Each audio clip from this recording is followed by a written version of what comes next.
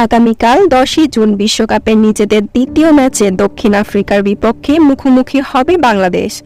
আর এই দুই দলের মধ্যে কোন দল জিতবে এবার তারই ভবিষ্যৎবাণী করল জ্যোতিষী টিয়া। দর্শক, বিশ্বকাপে নিজেদের প্রথম ম্যাচে শ্রীলঙ্কার বিপক্ষে জয় দিয়ে দুর্দান্ত শুরু করেছে টাইগাররা। আর প্রথম ম্যাচে জয় দিয়ে ফুরফুরে মেজাজে দক্ষিণ আফ্রিকার বিপক্ষে দ্বিতীয় ম্যাচ খেলতে ইতিমধ্যে নিউ ইয়র্কে পৌঁছে গেছে টাইগাররা। আগামীকাল 10ই জুন রাত 8টা 30 মিনিটে নিজেদের দ্বিতীয় ম্যাচে দক্ষিণ আফ্রিকার বিপক্ষে মাঠে নামবে বাংলাদেশ দল। আর তাই তো এই ম্যাচ নিয়ে টাইগার ভক্তদের মধ্যে উত্তেজনার শেষ নেই।